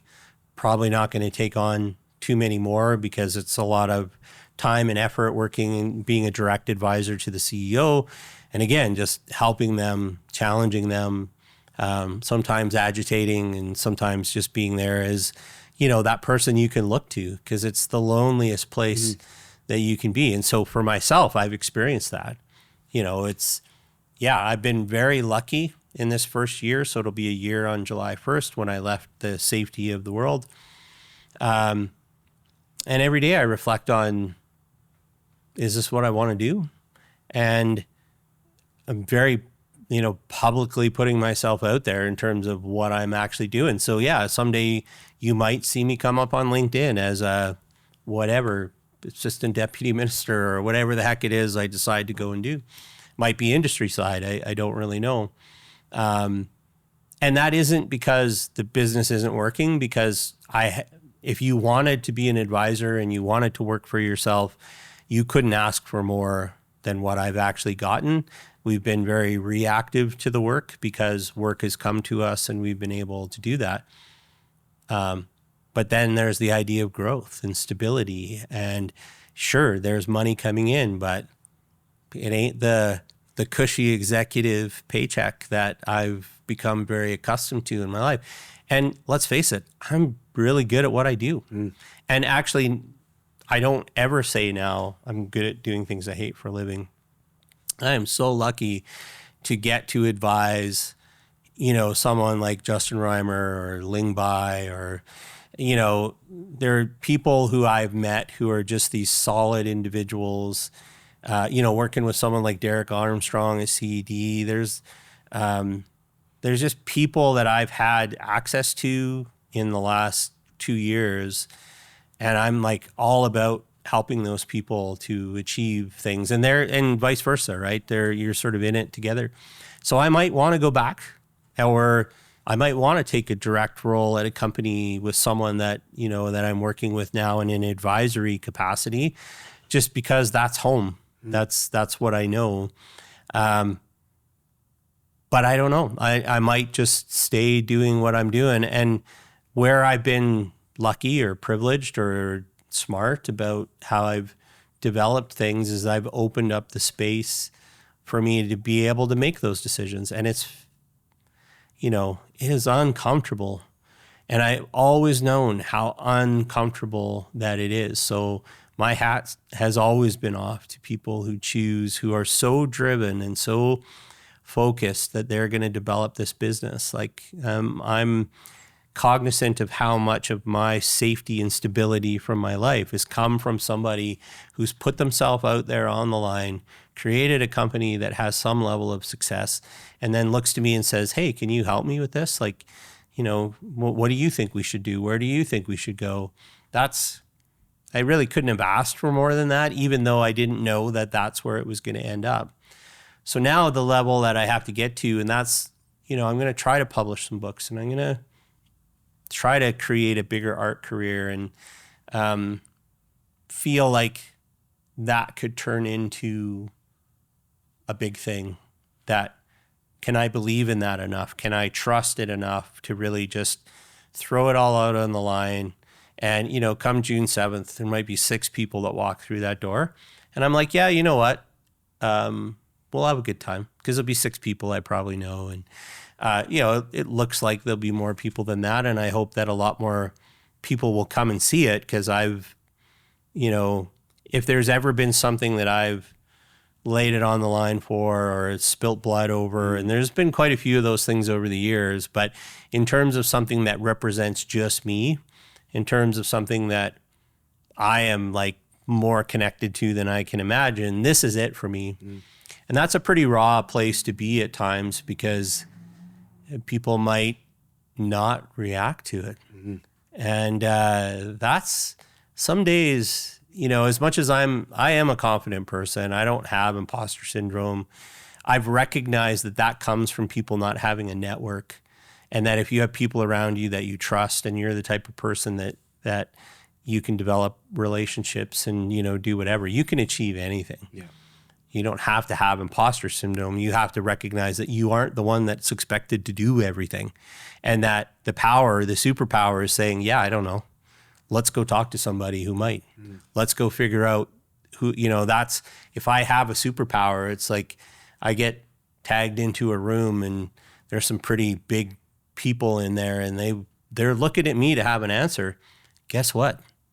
Sometimes I don't have an answer, and I have the balls or the confidence or whatever to stand up and go, yeah, I don't know, but I'm sure going to have fun figuring that out, because I love the ambiguity of that, and not everybody does. But, it's a raw place, because if it fails, if it goes down, what does that actually mean? What is it when you finally put yourself out and people don't respond? And my writing is actually a lot about that, which is why I think so often I say I'm on a roller coaster. It's a good kind most of the time. But when I write a book, I put a person in a place, and it's a place that I have some connection to or a feeling about, and then create a problem for them. And so often it's something very similar to this, right? It's like, yeah, you're a business guy, but you're an artist. Go figure your shit out. And I write a book around that, right? And so, yeah, I'm writing a live book, or living a book that I would write. And yeah, it feels awful most of the time. And sometimes it feels really good. It's the best way to summarize it. Thanks for doing this. Hey, no problem, man. I appreciate it. I don't know how much of a group I'm in, but like I said, I'm in the top 0.5% of Spotify, and there's 3 podcasts I've listened to every one of, and yours is one of them. So I appreciate you having me on, and it wasn't something I expected, but I appreciate that you've given me the trust and the thumbs up that I've earned a seat. So I appreciate it. It's cool how it's like a somewhat of a full circle kind of thing, right? Yeah. Just how we get introduced, or how our paths kind of cross, and then what it actually becomes. It's a cool story. I end the show with one question. When I say Calgary, where's your head go? Yeah, I should have come up with this answer in advance. I said to you when I got here, I'm like, I'm taking the Jeff route of I'm not coming prepared. Now you asked me the question that everyone answers. I've never once actually answered that question for myself. Well, I'm gonna put my advisor hat on. First, I'm gonna say that I'll put my Calgarian hat on first. And there's been times Calgary wasn't always a big town. It was a small town for a long time. And I can tell you the stories of being, downtown as a 16-year-old working in A&A Records and all that kind of stuff. Wasn't always a safe place to be in, but it was a very small town for a long time, and I've got to witness it grow up into the city that it is. And I think it's a pretty incredible city for lots of reasons, especially from someone like myself who does value sort of that certainty. Like, there are so many great people here who do great things in business that create opportunities for someone like me, even to have an advisory company. That's something that for me is very meaningful, because they provided the stability, maybe indirectly in a lot of ways, but to me, that's this city. You can go somewhere else and work in government, or work in industry. My experience is, even just when it comes down to dollars and cents, you're going to make more here doing the same work than you're going to make anywhere else. And so, and the cost of living is less generally than a lot of other places too. And so that sort of business level of things, and, access to the Rockies and all those types of things are really cool too. I probably should take more advantage of it. I always tell people it's like growing up around the ocean. It's like the Rockies are just in the background, and I meet people here who go. So that's the Calgarian kind of answer. I'd say the advisor answer, or the thing that I'd like to see us, lean into more and grow, is we don't have enough of a arts culture here. It's not broad enough. It's not deep enough. And what I know is that Calgarians do actually care about their surroundings. And there are little pockets where Calgarians support artists, but they're very small pockets. I also think that artists in Calgary need to learn to be more like business people, but that's probably a conversation for another day. But what I would encourage is that we get more Calgarians who get more into supporting arts in different ways, and supporting different kinds of art. Why I know that it's there and just maybe not matured at this point in time, I always tell other artists, I'm like, go to IKEA on a Saturday and watch how many people walk out with a frame with some crappy frickin' whatever in it that they just paid $200 for. Now, not all art is $200, but there is a market for people to have very personal or personalized pieces of art around them. They're not very good at finding it. And a lot of times it is right in front of them. So what I hope to see is a more balanced and full art scene for the city. And for that to happen, it's actually going to require us to become an even more and better, bigger, sophisticated city than we have become. And we've shown that we can grow into that. So that's what I hope the future is. Amazing. Thanks for your time. Thank you. We'll see if you'll be the first person to get interviewed again after the before and after. I'm happy to do it, man. It's a pretty, like I said, there's a lot of people who go down this road, and they try to do, and it doesn't work out. And hey, maybe I'll be the lucky one, and it will. And obviously, I hope that that's actually the case. But again, I'm a pretty transparent person, so maybe if nothing else, there's something to be learned by the rawness of throwing yourself out there and trying to do something completely different with the rest of your life. Agreed. Thanks for taking the time. Thank you.